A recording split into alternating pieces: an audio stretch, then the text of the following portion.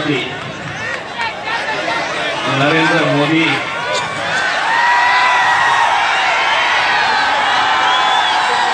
औरंगाबाद से तू भी इलेक्शन लड़के दिखा दे तो अल्हम्दुलिल्लाह औरंगाबाद आगे दिखा दे।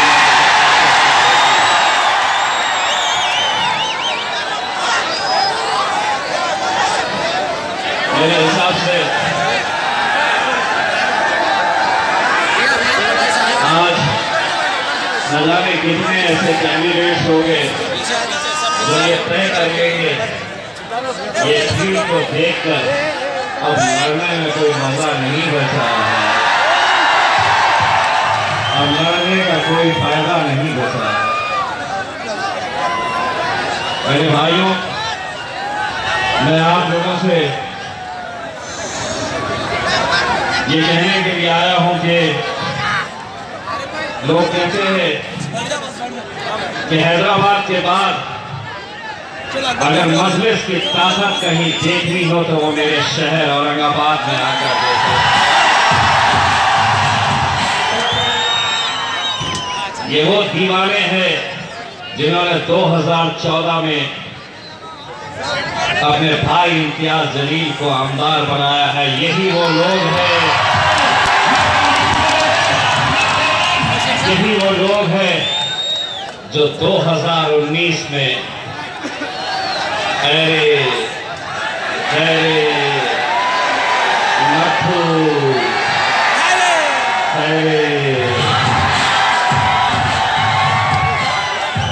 2019 में लोग कहते हैं कि औरंगाबाद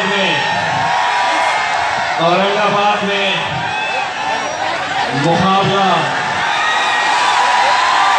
4 लोगों के बीच में है।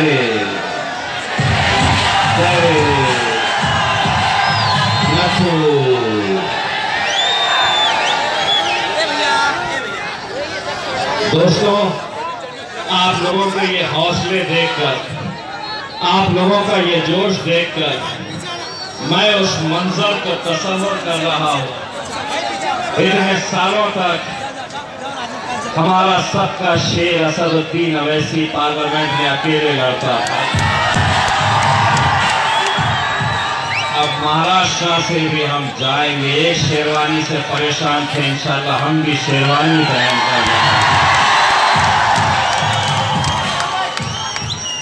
और वो मंजर मैं तस्वीर कर रहा हूं कि असद अवैसी साहब के साथ हम पार्लियामेंट जा रहे, सामने से नरेंद्र मोदी,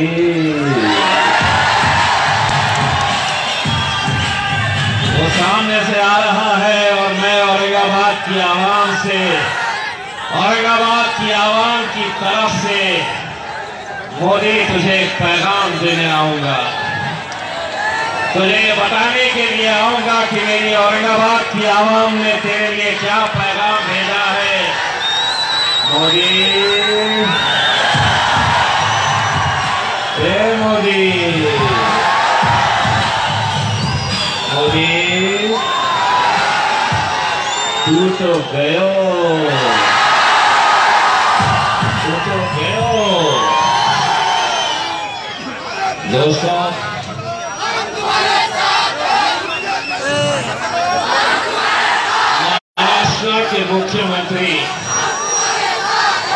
महाराष्ट्र के मुख्यमंत्री देवेंद्र फडणवीस की कल सभा जवाहर कॉलोनी में हुई।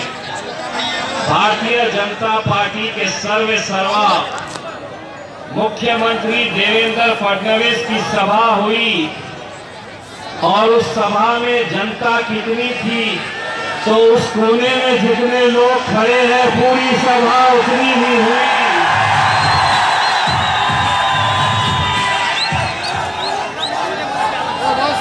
बहुत सारे लोगों को तकलीफ हुई। मुझसे कहते थे कि इम्तियाज भाई क्यों इलेक्शन लड़ रहे, जीतेंगे क्या लोग? और कोई गैर नहीं कहता था। मेरे ही कौम के वो चंद लोग,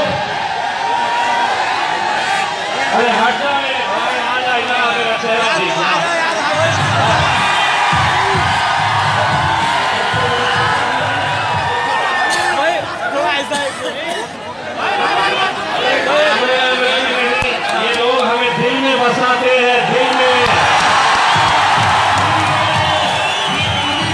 कुछ अखबार वाले हमारी तस्वीर नहीं छापते,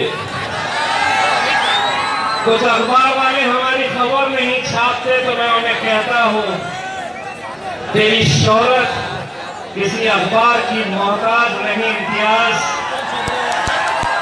तेरी शोहरत किसी अखबार की मोहताज नहीं, सीने से लगाए फिरते हैं तुझे तेरे चाहने वाले। तो मेरे ही कौम के लोग मुझसे कहते थे कि क्या हम जीतेंगे, क्यों इलेक्शन लड़ रहे।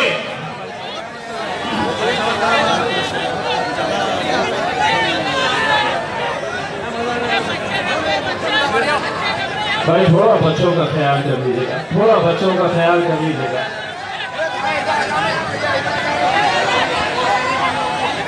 में देखो आप आवाज। वैसा हमारे साथ तो ये है कि हमारे बच्चे भी सारे शेर के बच्चे हैं।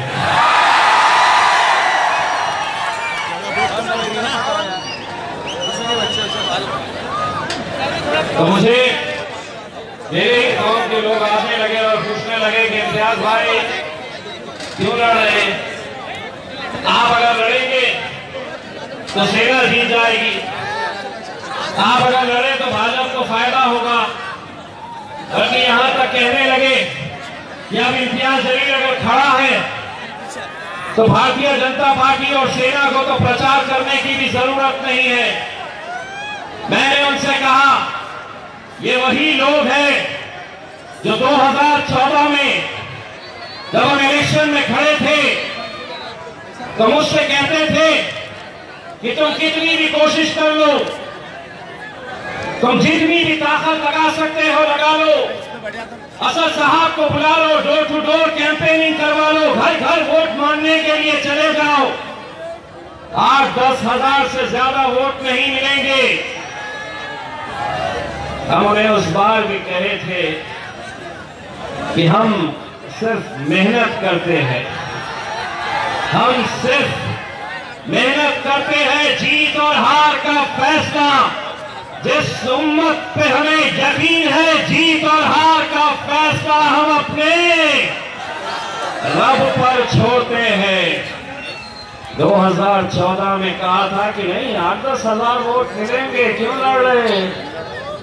उन्हें मालूम नहीं था कि वो जिस ताकत की बात कर रहे थे वो कोई और ताकत उनके लिए होगी। वो कहते थे कि बड़ी बड़ी ताकतें लग जाएंगी तुम्हें हराने के लिए, पैसों का इस्तेमाल होगा, हर हथकंडा अपनाया जाएगा, सारी ताकतें झोंक दी जाएगी तुम्हें हराने के लिए। और मैं उन्हें मुस्कुरा कर देखता था और कहता था जिस ताकत की तुम बात कर रहे हो मुझे पता नहीं। और आज भी मुझे याद है कि 2014 में इलेक्शन से एक रात पहले मेरे यही गयूर नौजवान मुसलमानों ने मस्जिदों में जमात के साथ तहज्जुद की नमाज अदा की थी। मेरी कितनी ऐसी माएं और बहनें थी जिन्होंने रोजे रखे थे। और आज जब हम लोकसभा के इलेक्शन लड़ रहे तो महज 48 सीटों में से एक सीट हमारी है और हम ये सीट लड़ रहे। सिर्फ औरंगाबाद की आवाम को इसके अंदर दिलचस्पी है ऐसा नहीं है। आरिश कॉलोनी के 2 नौजवान लड़के हैं, अलीगढ़ में काम करते हैं, एक फैक्ट्री में, उत्तर प्रदेश में वो नौकरी के ऊपर है। कुछ दिन पहले उन्होंने मुझे फोन करके बताया कि इम्तियाज भाई हमने 21 तारीख का ट्रेन का टिकट बुक करवाया है, सिर्फ 23 तारीख के दिन आपको वोट करने के लिए हम अलीगढ़ से आने वाले हैं। दोस्तों, नंदुरबार से एक लड़के ने एसएमएस किया और एसएमएस करके मुझे बताया कि इम्तियाज भाई मेरे घर के 32 लोग हैं, हम जॉइंट फैमिली है, और 32 के 32 लोगों ने पिछले हफ्ते जुम्मे के दिन नफिल का रोजा रखा। इम्तियाज भाई आपकी जीत के लिए दुआ करने के लिए। मीरठ के एक साहब है, उम्रा करने के लिए गए, वहां से फोन किया और मुझे बताया कि इम्तियाज भाई मैंने आपका नंबर गूगल से निकाला हूं, ढूंढ के निकाला हूं, और आपका फोन मैं इसलिए कर रहा हूं यह बताने के लिए कि मैं मीरठ का रहने वाला हूं, उत्तर प्रदेश का, उम्रा करने के लिए आया हूं, काबे शरीफ के सामने खड़ा हूं इम्तियाज भाई, और आपको वहां से फोन लगा रहा हूं, आपकी जीत के लिए काबे शरीफ के सामने दुआ मांग रहा हूं। सुभान अल्लाह। दोस्तों, नाउमीदी कुफ्र है। बहुत सारे लोग आपकी गलियों में भी आ रहे, मुझे पता है, रात में आ रहे, गाड़ियों में आ रहे, गाड़ी उनकी है, पेट्रोल कोई और भर रहा है, आ रहे हैं गणित समझाने के लिए। इतने मुसलमान है, इतने दलित है, इतने मराठा है, इन्हें उसको देता क्या, उन्हें उसकी मिलेंगे क्या, जीतते क्या, नहीं जीतते। कई को देने का, कांग्रेस को देने का, कांग्रेस इनकी अम्मा की है ना, कांग्रेस को दे दो, दिए ना, 70 साल तक दिए ना। गणित समझा रहे, लोगों के बीच में बैठ रहे, जाके नहीं आता, नहीं जीतता। एक ने तो बोला मजलिस खत्म हो गई, कहोगे खत्म हो गई।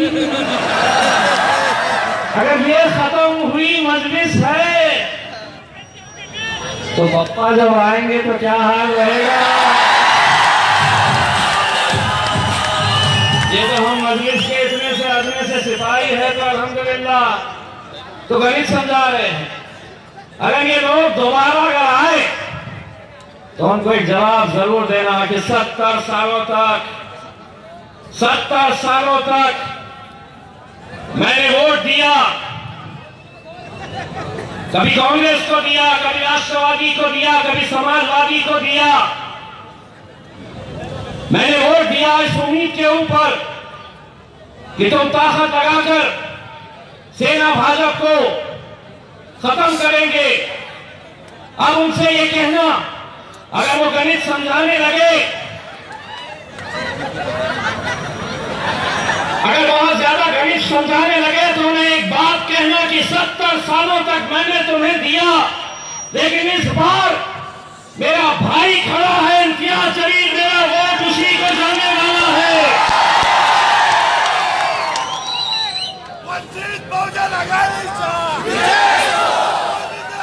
आप लोगों को वैसे मैं इंतजार करना चाहूंगा।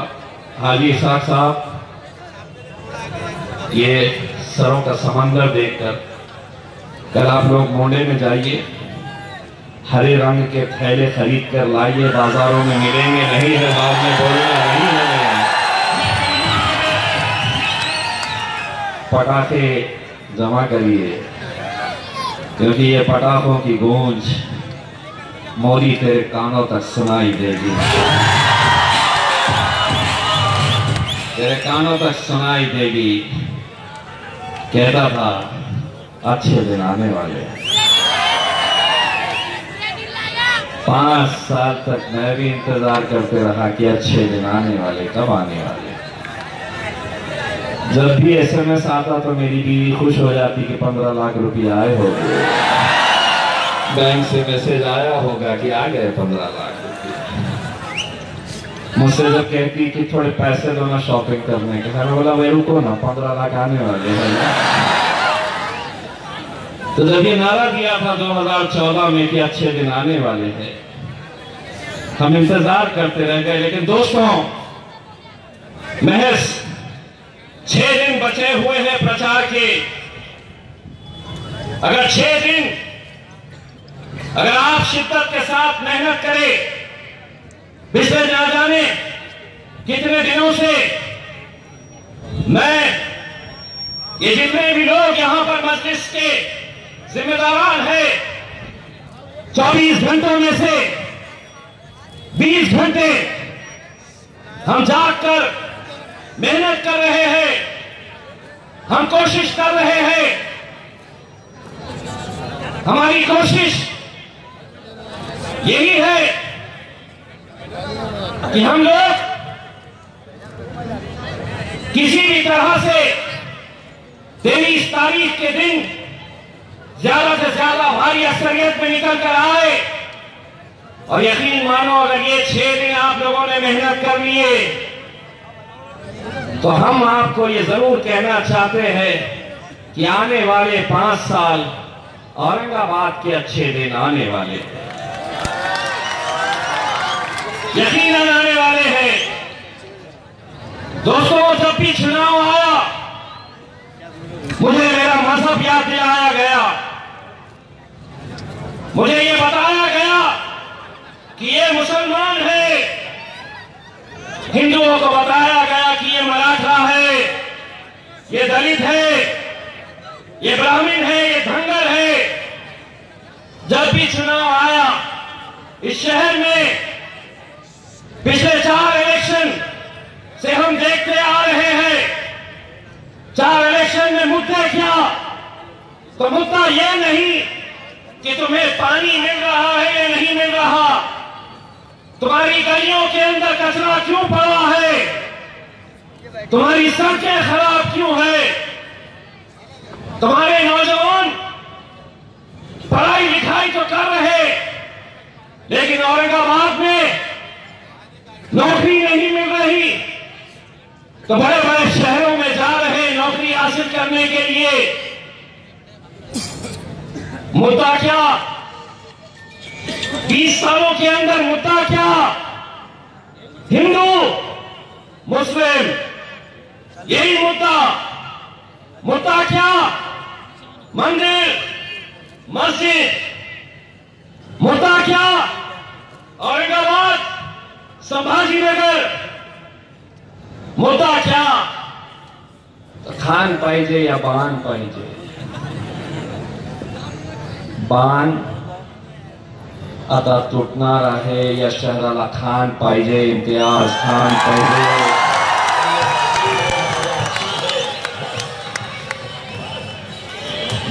रोजगाराची खांब। हमारा एक ही कहना है दोस्तों, हम मुत्तहिद हुए थे, हम एक ताकत बने थे, तब हमें ये जीत नसीब हुई थी। अगर आज हम मुत्तहिद रहेंगे, मुझे ये बताते हुए खुशी हो रही, कोई लोकसभा का इलेक्शन महज एक मजहब के, एक जाति के, एक धर्म के वोटों के ऊपर जीता नहीं जा सकता है।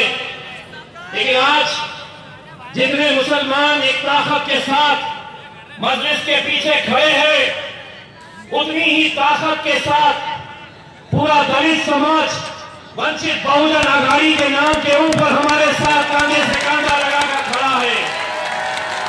हालत यह है, मैं कुछ दिन पहले वैजापुर गया प्रचार करने के लिए।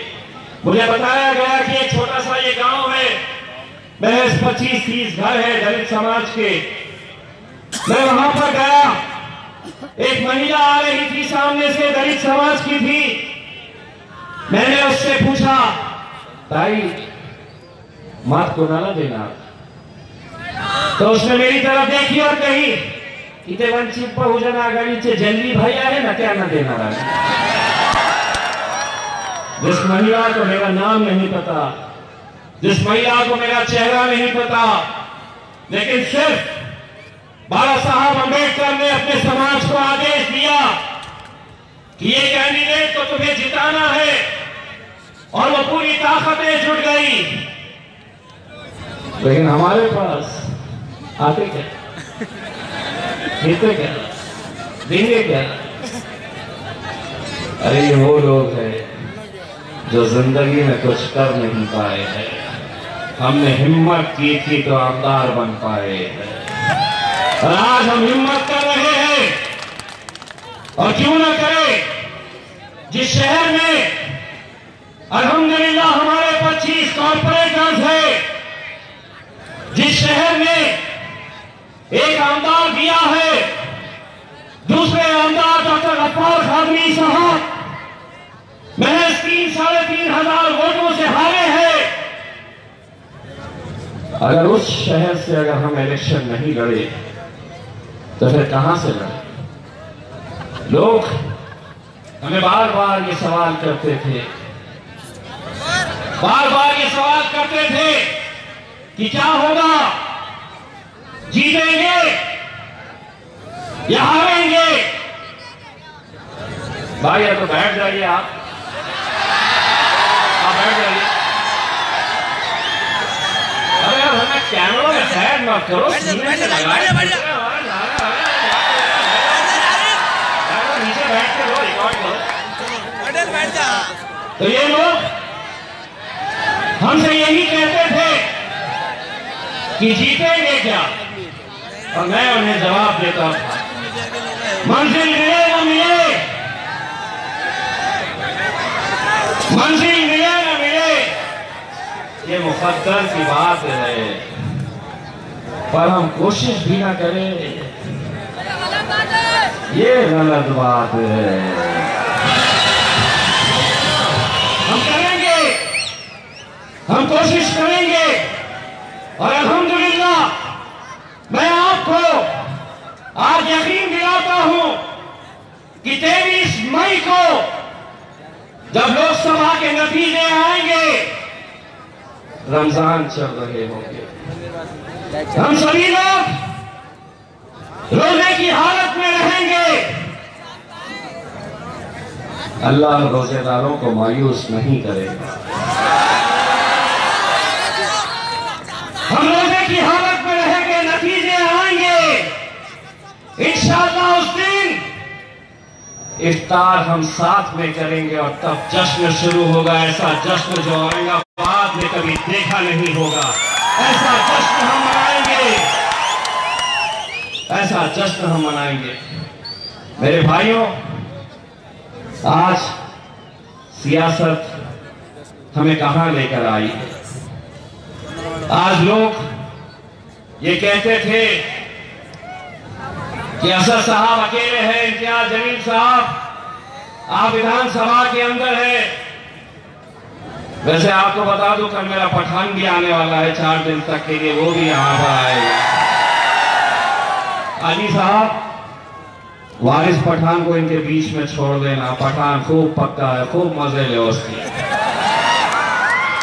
वारिस पठान की पदयात्रा भी यहां पर कराओ। दोस्तों, आज इस मुल्क के अंदर ये हमें गौर करने की जरूरत है कि 2019 में अगर खुदा न करे, अल्लाह न चाहे कि अगर नरेंद्र मोदी दोबारा अपनी सरकार बनाता है, तो उस वक्त उनके हौसले इतने बुलंद होंगे कि ये जो ट्रिपल तलाक का जो मुद्दा था, वो सिर्फ हमें छेड़ कर देखना चाहते थे कि क्या ये कौम सब कुछ सह लेती है या सड़क पर आती है। मैं हमारे इस मुल्क की हमारी माओ और बहनों को मुबारकबाद देता हूं, इन नौजवानों को, बुजुर्गों को सलाम करता हूं कि उन्होंने एक से जरा सी कोशिश क्या की, पूरी कौम सड़क पर निकल आई और एक पैगाम भारतीय जनता पार्टी और आरएसएस को दिया कि हम अपनी जान लुटा सकते हैं, अपने शरीयत के साथ छेड़छाड़ हम कतई बर्दाश्त नहीं करेंगे। लेकिन उस वक्त जब फैसले की घड़ी आई तो कौन खड़ा हुआ? क्या ये कांग्रेसी खड़े हुए? क्या ये राष्ट्रवादी वाले खड़े हुए? कौन खड़ा हुआ? तो मेरा शेर खड़ा हुआ, असद ओवैसी। सिर्फ असद भाई खड़े रहे और उन्होंने कहा कि ऐसी कुर्सी शरीयत से बढ़कर कुछ भी नहीं। अब 2019 के बाद ये हमारी आपकी जिम्मेदारी है कि असद भाई को हमें और ताकत देना है। वोट तो देंगे आप इंशाअल्लाह, लेकिन आप लोगों को शिद्दत के साथ दुआएं भी करनी है। 22 दिनों के अंदर आपने अल्हम्दुलिल्लाह मुझे आमदार बनाया था। दोबारा इंशाअल्लाह अगर हमारी माएं और बहनों की, बुजुर्गों की दुआएं हमारे साथ रहेगी तो 28 दिनों के अंदर इंशाअल्लाह एक खासदार भी औरंगाबाद बनाएगा एक खासदार। यहां पर ये जितने नौजवान बैठे हैं उनमें से कितने ऐसे हैं जो पैदा भी नहीं हुए थे, जिनकी उम्र आज 40 साल से कम है। इन्होंने देखा ही नहीं कि हमारी कौम का खासदार कैसा होता है। 1980 में 40 साल पहले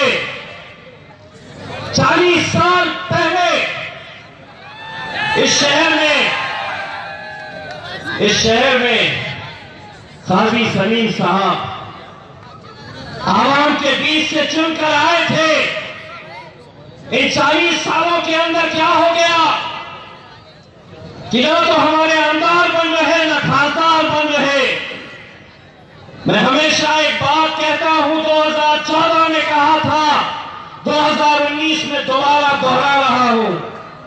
मुसलमानों की क़यादत अगर खत्म की गई है, मुसलमानों की क़यादत अगर खत्म हुई है तो गैरों ने इसे खत्म नहीं किया है। मुसलमानों को हमेशा मुसलमानों ने हराया है, ये सच्चाई है। वो चंद लोग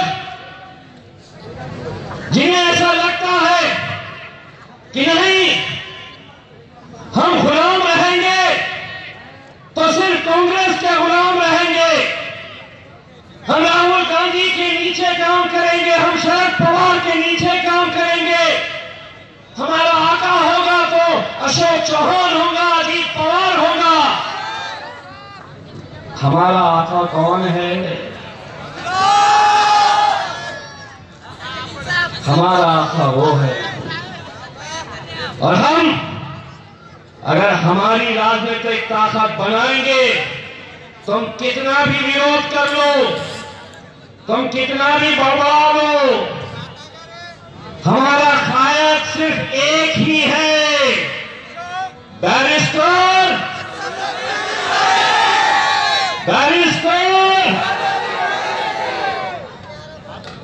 आप सोचिए कि जो सफर हैदराबाद से शुरू हुआ था, सलीम बेग साहब जैसे न जाने ऐसे कितने मजलिस के सिपाही हैं जिन्होंने बरसों तक मेहनत की।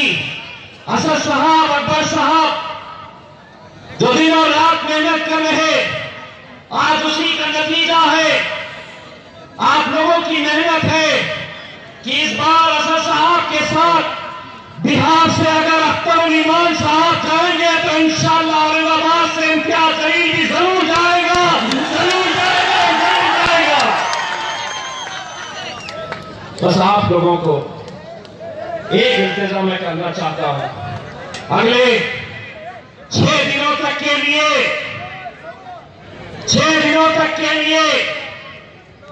अपना नाम बदल दो। अगले 6 दिनों तक के लिए अगर किसी को अपना तारुफ करे तो अपना क्या नाम कहेंगे? क्या नाम है आपका? आपका नाम क्या है? अरे वो सही में भूल गया मेरा नाम क्या है। लेकिन एक बात सुनो, जितने भी लोग अगर 6 दिनों तक के लिए अगर इम्तियाज जलील बनकर काम करेंगे तो 23 मई के दिन जब नतीजे आएंगे कोई नहीं रोक पाएगा। लेकिन एक बात और भी समझ लो, अगर सब जने इम्तियाज जलील बन गए तो कहीं ऐसा ना हो जाए कि जब जीत कर आ जाए तो सब एयरपोर्ट पे खड़े रहे कि मैं भी जाऊंगा दिल्ली, मैं इम्तियाज जलील था। सर्टिफिकेट लेने के लिए पूरे के पूरी कौम लाइन में खड़ी हुई है, वो साहब मैं हूं इम्तियाज जलील। भाइयों, मैं सिर्फ आप लोगों को ये कहने के लिए यहाँ पर आया हूँ। मुझे मालूम है कि आप लोग असद साहब को सुनने के लिए आए थे, लेकिन एक बात मैं आपको बताना चाहता हूं। आज 6 बजे असद साहब हेलीकॉप्टर से नांदेड़ से रवाना हुए औरंगाबाद आने के लिए। तकरीबन 20 मिनट तक वो हेलीकॉप्टर के अंदर बैठे रहे। 20 मिनट तक हेलीकॉप्टर का सफर तय कर लिए, लेकिन नांदेड़ में आज इतनी आंधी, इतना तूफान और इतनी मूसलाधार बारिश, इतनी तेज बारिश हुई कि मौसम खराब हो गया। हेलीकॉप्टर पायलट ने कहा कि हम इस मौसम के अंदर औरंगाबाद पहुंच नहीं सकते। असद भाई ने वहीं से फोन करके कहा कि मौसम खराब है, पायलट कह रहा है कि हम ये मौसम में जा नहीं सकते। लेकिन मैंने पायलट से कहा कि नहीं, मेरा औरंगाबाद जाना बहुत जरूरी है। पायलट ने कहा कि नहीं, ऐसे मौसम में ये हेलीकॉप्टर उड़ नहीं सकता, खतरा हो सकता है। असद साहब ने फोन करा तो हमने कहा कि असद भाई, किराड़पुरे की आवाम आपको कल सुन लेगी। हमारे लिए आपकी जान से बढ़कर कुछ नहीं है असद भाई, आपकी जान हमारे लिए मायने रखती है। असद भाई, कल आज रात वो हेलीकॉप्टर छोड़कर बाय रोड वो निकल चुके हैं, लेकिन चूंकि आचार संहिता लगी हुई है, सिर्फ 10 बजे तक बोलते हैं। मैंने आते ही हाजी साहब से कहा कि हाजी साहब, इतने सारे लोगों को हम मायूस नहीं कर सकते हैं, ये सिर्फ जमा हुए हैं। तो असद साहब को देखने और उनको सुनने के लिए मैं आपको जबान दे रहा हूं कि असद साहब 4 दिन यहां पर रहेंगे। एक जलसा इंशाअल्लाह दोबारा यहां पर किराड़पुरे में असद साहब का यहीं पर हम लेंगे। डॉक्टर साहब, हाजी साहब, मैं खुद न जानता हूं आप लोगों की कितनी मायूसी रही होगी, लेकिन दोस्तों, अगर आपने हमारे चैनल को अभी तक सब्सक्राइब नहीं किया है तो यहाँ पर रेड कलर का सब्सक्राइब बटन दिख रहा है, उसे क्लिक करें और हमारे चैनल को सब्सक्राइब कीजिए और साथ ही साथ बेल आइकन को भी क्लिक कीजिए, जिससे आपको ताज़ा अपडेट मिलती रहे।